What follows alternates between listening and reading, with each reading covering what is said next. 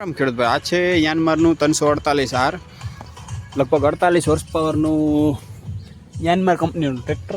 આ ટ્રેક્ટરની રિયર એક્સલની વાત કરી આપણે. આમાં ઓઇલ ઇમર્સ્ડ રિયર એક્સલ મળીએ, બધામાં ઓઇલમાં ડૂબેલી બ્રેક મળે, આપણે આમાં ઓઇલમાં ડૂબેલી રિયર એક્સલ મળીએ. અને એના માટેનું ઉદાહરણ છે જોવા.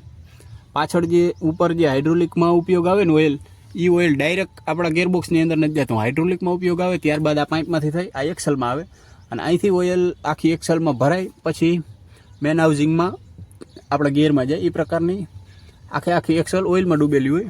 પ્લસ 0 ગ્રીસિંગ પોઈન્ટ છે બધી એક્સલોમાં. આ જગ્યાએ ઘણામાં અંદર હોય, ઘણામાં પાછળની સાઈડમાં હોય.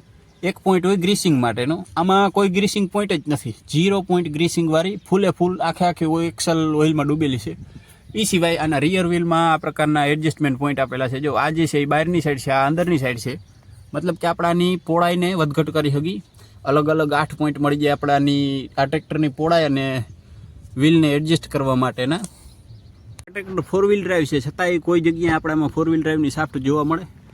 કારણ કે જ્યાંનું ક્લચનું હાઉસિંગ છે ત્યાં સુધી આની 4 વ્હીલ ડ્રાઈવની સાફ્ટ આખી ઇનબિલ્ટ અંદર છે ગિયરબોક્સની અંદર. ત્યાંથી જે સાફ્ટ છે એ નાનકડા પાઇપ પ્રમાણેની સાફ્ટ છે અને ફૂલ મેટલના પ્રોટેક્શન સાથે છે.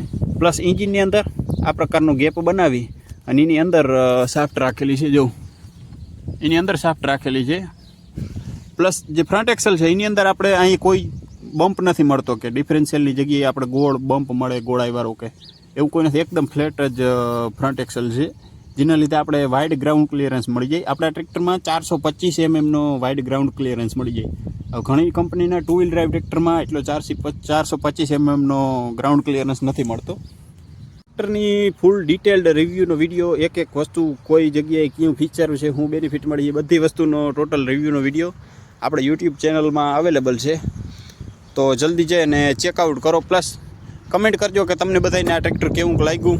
ખેડૂતો માટે આ ટ્રેક્ટરમાં હું સ્પેશિયલ બેનિફિટ છે, કઈ વસ્તુ આપણે આમાં નવી મળવાની છે.